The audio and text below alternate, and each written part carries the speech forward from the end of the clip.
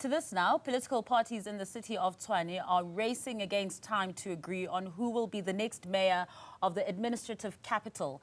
ANC Secretary General Hellen Zille says while no agreement has been reached, negotiations are ongoing ahead of tomorrow's sitting. ANC spokesperson Mahlengi Bhengu-Motsiri is with us for more. Thank you so much for joining us this evening. And before we even get to that hot potato about tomorrow and who could possibly replace the mayor there, just want to chat a little bit about today's briefing that you were a part of as well with the SG to explain what some have called summoning of the Premier of Gauteng to the national structures. Would you say that, even though there was much clarity put on that too, that looking at how the letter was worded requesting for this meeting, that there is trouble within the ANC structures based off outside pressure, in other words, perhaps the Democratic Alliance? Well, we've heard of that, accusation, presenting a picture of the ANC National causing up with the DA. This has got to be dismissed really seriously so. The ANC is an independent organization and takes its decisions using a democratic process. All of the consultations that our negotiating team is conducting are done on the basis of an existing National Executive Committee meeting decision and a resolution in terms of how we need to negotiate. And remember, it is the African National Congress that invited all political parties to join it in constituting a government of national unity. It is the ANC that produced a statement of intent. Those political parties that aimed to join, they did join following consultations. Those that decided to define themselves differently outside of the GNU did so. We expect all our provinces to operate in a fashion that is in line with the spirit of that resolution of the National Executive Committee. I also want to really clarify that there is no such a thing as a division, particularly between the Secretary General of the ANC and the chairperson of the ANC in Gauteng, Comrade Panyaza.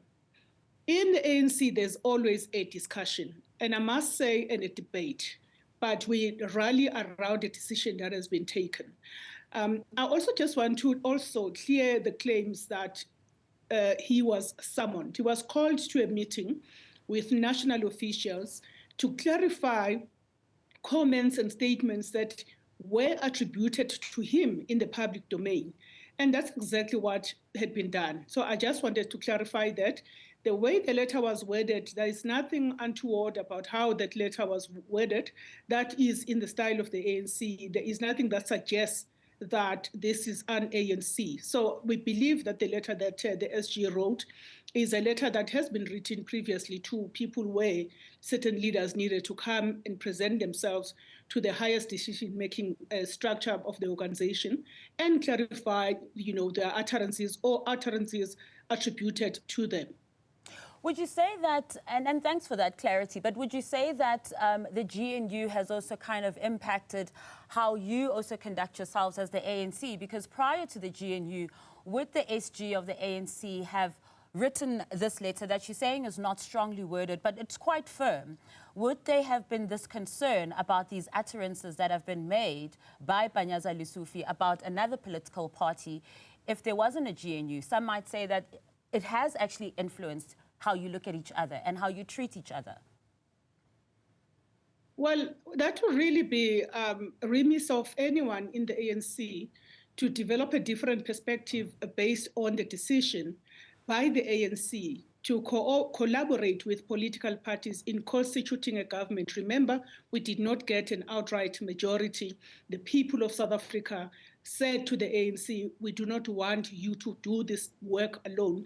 You have to work with others. And it is in that spirit of respecting the wishes of the electorate that we went in the direction that we went.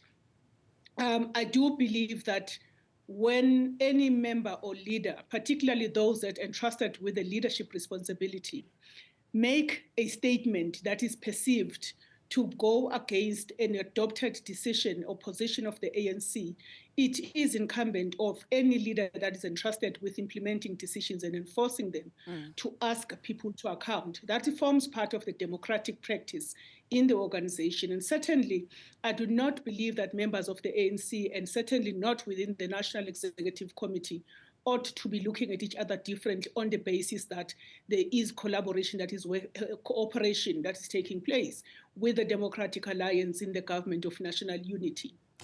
And just before I let you go, of course, the big topic as well tomorrow, what will happen in the city of Tshwane. The DA has made it very clear that they would like the ANC to back Celia Brink, and if you don't, or else, pretty much.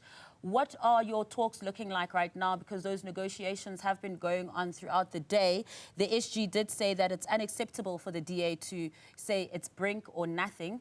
However, you're still in talks. So is that to say that it's definitely not going to be Brink? You will not be supporting the DA in this at all? And what would the ramifications of that be? We certainly are not. We certainly are not. Remember, the ANC has been at the center of a decision to pass a motion of no confidence against Celia Brink for reasons that are there for all to see, except if we want to paint a different narrative, which is disingenuous. Look at the state of townships in Tshwane. Look at how our townships in the historically advantaged communities get serviced by the same administration. Look at those spatial disparities that continue, the state of sanitation.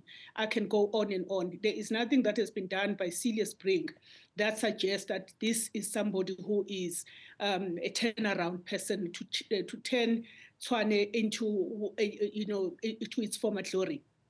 Secondly, that we were not going to be supporting, yes, the candidacy that comes from the DA. We will be supporting a candidate that will come out of a consultation that is currently underway as I speak between the ANC and a number of political parties. And the ramifications of that, before I let you go as well, if you don't support the DA's candidate, which you've made pretty clear that you will not, also especially after sponsoring that motion of no confidence, the ramifications at a national point, when we're listening to the DA's federal chair, Hellen Zille, saying that there will be consequences to that. Are you prepared to face whatever those consequences may be, particularly in other metros and nationally? Well, I must say that we really frown upon the idea of threatening the ANC on the part of Hellen Zille. We have said this ad infinitum, and we continue to say so. We do not are not answerable to her for decisions of the ANC, except those that threaten the format of the Government of National Unity. Just as the DA in the Western Cape is campaigning even for by-elections to keep the ANC out of power in municipalities where the ANC has a shoe in. Just as the DA canvasses against the ANC where it canvasses, in that same light, the ANC as an independent organization has its own decisions about what it does in provinces and certainly in municipalities. And we keep the door open for conversations, but those conversations must not be foregrounded by a threatening environment, because we will not be intimidated. Well, thank you so much for your time this evening. That's the ANC's spokesperson, Mahlengi Bhengu-Motsiri, just speaking to us about those two issues. Of course, Panyaza Lesufi being requested to meet with the national structures. And of course, tomorrow, the reappointment of the mayor of the city of Tshwane. We'll be looking forward to that.